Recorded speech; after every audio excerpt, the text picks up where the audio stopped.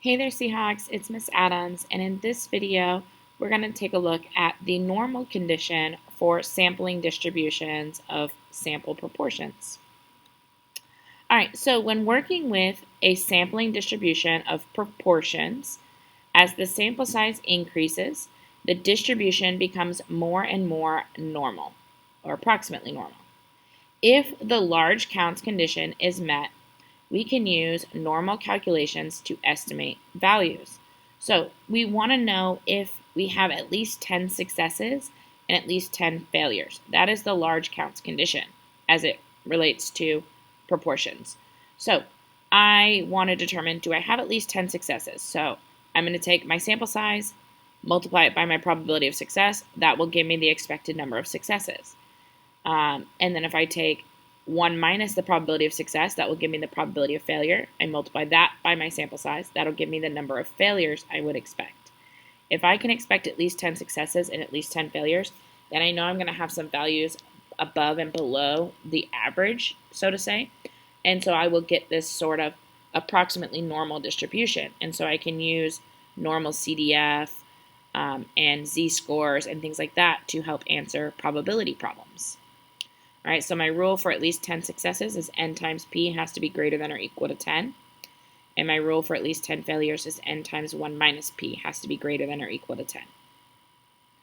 All right, this problem. About 94% of Sun Lake High School students watch YouTube daily. Miss Adams takes a simple random sample of 200 students and calculates the proportion p hat in the sample who watch YouTube daily. What is the mean of the sampling distribution of p hat? Okay, so the mean of the sampling distribution, this is going back to our previous videos, is equal to our population proportion. So mu of p hat is equal to p, which is 0.94, or at least that's what I told you it was. What is the standard deviation of the sampling distribution? Okay, so the standard deviation for a sampling distribution is the square root of p times 1 minus p over n. So the square root of p, which is 0.94, times 1 minus p over n, which is 200 here, gives me 0.0168. All right, and so that's the standard deviation of my sampling distribution. Is the sampling distribution for p hat approximately normal? So I'm checking that large counts condition. Is n times p greater than or equal to 10, and is n times 1 minus p greater than or equal to 10? Well, n was 200, and the probability of success was 0.94. So 200 times 0.94 is 188, which is greater than 10. And then we have 200 times 1 minus 0.94 gives me 0.06. 200 times 0.06 gives me 12, which is greater than or equal to 10. So yes, the sampling distribution of p hat would be approximately normal. Part D, it says, what is the probability that the proportion in a simple random sample of 200 is less than 90? So using our sampling distribution being approximately normal, I can go ahead and use the mean and the standard deviation of the sampling distribution to answer this question. So less than 90%, this would be a normal CDF problem.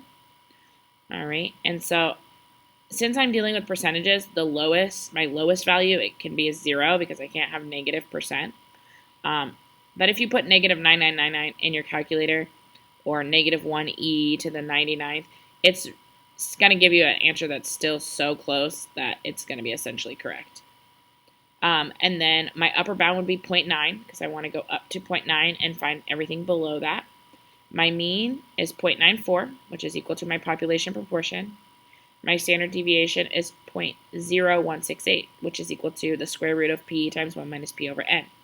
When I put that into my calculator, I get 0.0086 or 0.86%. You could also find the z-score by doing 0.9 minus 0.94 divided by the 0.0168 and then using the tables if you prefer that method. All right, go Seahawks.